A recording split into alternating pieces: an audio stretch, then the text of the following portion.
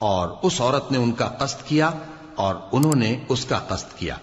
اگر وہ اپنے پروردگار کی نشانی نہ دیکھتے تو جو ہوتا سو ہوتا۔ یوں اس لیے کیا گیا کہ ہم ان سے برائی اور بے حیائی کو روک دیں، بے شک وہ ہمارے چنے ہوئے بندوں میں سے تھے۔ اور دونوں دروازے کی طرف بھاگے، آگے یوسف پیچھے زلیخا، اور عورت نے ان کا کرتا پیچھے سے پکڑ کر جو کھینچا تو پھاڑ ڈالا، اور دونوں کو دروازے کے پاس عورت کا خاوند مل گیا۔ تو عورت بولی کہ جو شخص تمہاری بیوی کے ساتھ برا ارادہ کرے اس کی اس کے سوا کیا سزا ہے کہ یا تو قید کیا جائے یا اسے دکھ کا عذاب دیا جائے۔ یوسف نے کہا اسی نے مجھ کو اپنی طرف مائل کرنا چاہا تھا، اور اس کے خاندان میں سے ایک گواہ نے گواہی دی کہ اگر اس کا کرتا آگے سے پھٹا ہو تو یہ سچی اور یوسف جھوٹا ہے، اور اگر کرتا پیچھے سے پھٹا ہو تو یہ جھوٹی اور وہ سچا ہے۔ سو جب اس کا کرتا دیکھا تو پیچھے سے پھٹا تھا، تب اس نے زلیخا سے کہا کہ یہ تمہارا ہی فریب ہے، اور کچھ شک نہیں کہ تم عورتوں کے فریب بڑے بھاری ہوتے ہیں۔ یوسف اس بات کا خیال نہ کر، اور زلیخا تو اپنے گناہ کی بخشش مانگ، بے شک خطا تیری ہی ہے۔ اور شہر میں عورتیں گفتگویں کرنے لگیں کہ عزیز کی بیوی اپنے غلام کو اپنی طرف مائل کرنا چاہتی ہے اور اس کی محبت اس کے دل میں گھر کر گئی ہے، ہم دیکھتی ہیں کہ وہ کھلی گمراہی میں ہے۔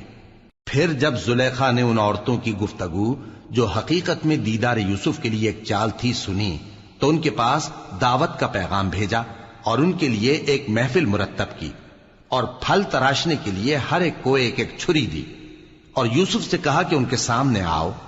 جب عورتوں نے ان کو دیکھا تو ان کا روب حسن ان پر ایسا چھا گیا کہ پھل تراشتے تراشتے اپنے ہاتھ کاٹ لیے، اور بے ساختہ بول اٹھیں کہ اللہ پاک ہے، یہ آدمی نہیں، یہ تو کوئی بزرگ فرشتہ ہے۔ زلیخا نے کہا تو یہ وہی ہے جس کے بارے میں تم مجھے تانے دیتی تھیں، اور بے شک میں نے اس کو اپنی طرف مائل کرنا چاہا مگر یہ بچا رہا، اور اگر یہ وہ کام نہ کرے گا جو میں اسے کہتی ہوں تو قید کر دیا جائے گا اور ذلیل ہوگا۔ یوسف نے دعا کی کہ پروردگار جس کام کی طرف یہ مجھے بلاتی ہیں اس کی نسبت مجھے قید پسند ہے، اور اگر تو مجھ سے ان کے فریب کو نہ ہٹائے گا تو میں ان کی طرف مائل ہو جاؤں گا اور نادانوں میں سے ہو جاؤں گا۔ پس ان کے رب نے ان کی دعا قبول کر لی اور ان سے عورتوں کا داؤں ٹال دیا، بے شک وہی تو سننے والا ہے، جاننے والا ہے۔ پھر باوجود اس کے کہ وہ لوگ ان کی بے گناہی کے نشان دیکھ چکے تھے، ان کی رائے یہی ٹھہری کہ کچھ عرصے کے لیے ان کو قید ہی کر دیں۔ اور ان کے ساتھ دو اور جوان بھی داخل زندہ ہوئے۔ ایک نے ان میں سے کہا کہ میں نے خواب دیکھا ہے، دیکھتا کیا ہوں کہ شراب کے لیے انگور نچوڑ رہا ہوں۔ دوسرے نے کہا کہ میں نے بھی خواب دیکھا ہے، میں یہ دیکھتا ہوں کہ اپنے سر پر روٹیاں اٹھائے ہوئے ہوں اور پرندے ان میں سے کھا رہے ہیں، تو ہمیں ان کی تعبیر بتا دیجئے کہ ہم تمہیں نیکوکار دیکھتے ہیں۔ یوسف نے کہا کہ جو کھانا تم کو ملنے والا ہے وہ آنے نہیں پائے گا کہ میں اس سے پہلے تم کو اس کی تعبیر بتا دوں گا۔ یہ ان باتوں میں سے ہے جو میرے پروردگار نے مجھے سکھائی ہیں۔ جو لوگ اللہ پر ایمان نہیں لاتے اور آخرت کا انکار کرتے ہیں، میں نے ان کا مذہب چھوڑ دیا ہے، اور میں اپنے باپ دادا ابراہیم اور اسحاق اور یعقوب کے مذہب پر چلتا ہوں۔ ہمیں شایع نہیں ہے کہ کسی چیز کو اللہ کے ساتھ شریک بنائیں، یہ اللہ کا فضل ہے ہم پر بھی اور لوگوں پر بھی، لیکن اکثر لوگ شکر نہیں کرتے۔ اے میرے قید خانے کے رفیقو، بھلا کئی جدا جدا آقا اچھے یا اللہ جو اکیلا ہے سب پر غالب ہے؟